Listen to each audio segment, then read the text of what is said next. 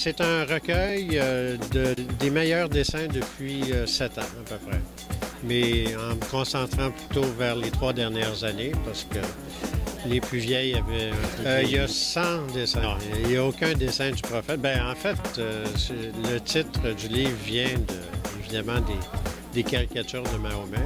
Et puis, le danger que ça représente pour le métier de dessinateur de presse, la censure. Donc, c'est comme une chape de plomb qu'on a au-dessus de notre tête. Et puis, j'ai voulu souligner ces événements-là. Oui, je cherche le trouble. De toute façon, il n'y en a pas de dessin du prophète. Que je vois pas comment je pourrais avoir. Il n'y en a pas.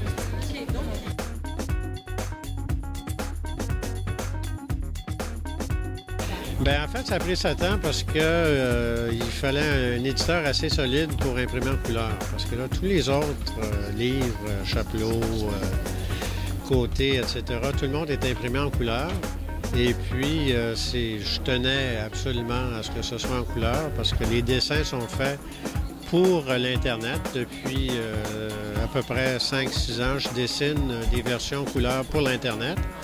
Et puis... Plantu que je connais depuis très longtemps parce que je vais souvent en Europe dans des festivals de caricatures, de dessins de presse.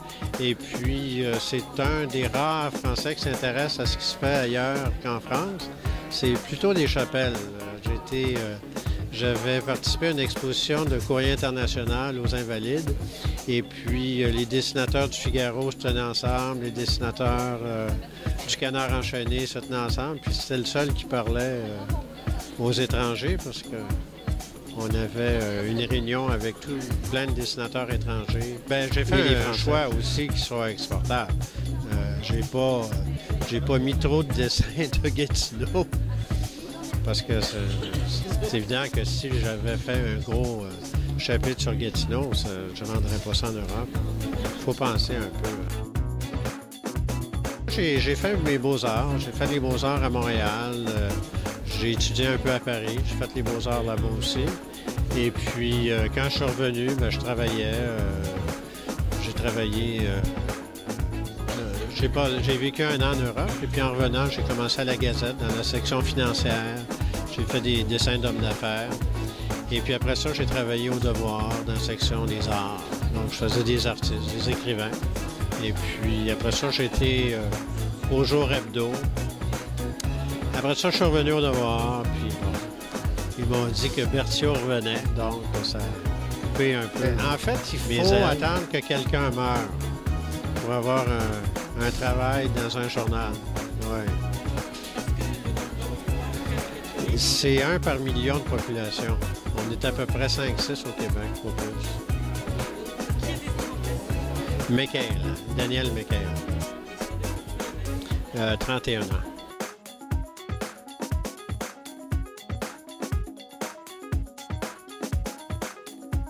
Le dessin prend à peu près 3 heures, dépendant de combien il y a de personnes dans le dessin.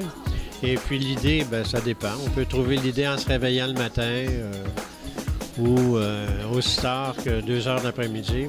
Mais heureusement, j'ai Photoshop à la maison. Donc, au pire, je peux toujours le terminer après souper. Oui, c'est assez solitaire. Des fois, ça vient. On a des réunions éditoriales le matin, puis je peux trouver l'idée pendant la réunion.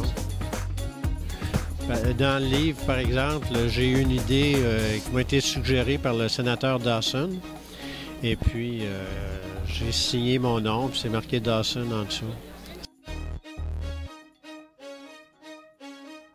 Là, ce que je fais, c'est que je donne l'original à la personne qui m'a donné l'idée.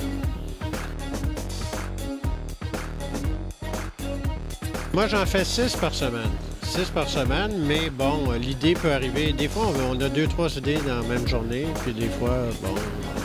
Mais bon, vu que c'est dans l'actualité, on ne peut pas égrener les 2-3 idées qu'on trouve. Parfois, on peut, mais il y a d'autres dessinateurs. Des fois, on a des idées qui peuvent être dessinées par d'autres personnes. Moi, j'envoie mes dessins à tout le monde dès que qu'il est fait à 5 heures d'après-midi pour éviter de me faire accuser de plagier.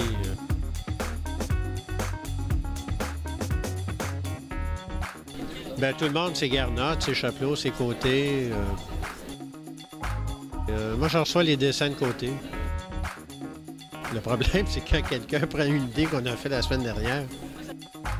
Le public d'un caricaturiste, c'est le public lecteur. Fait que donc, déjà, les lecteurs de journaux, c'est une tranche d'âge qui vieillit de plus en plus. Hein? Je pense pas que ce soit les jeunes qui lisent les dessins éditoriaux. De toute façon, je ne sais pas, mais j'ai l'impression que les jeunes... est-ce que les jeunes lisent les journaux?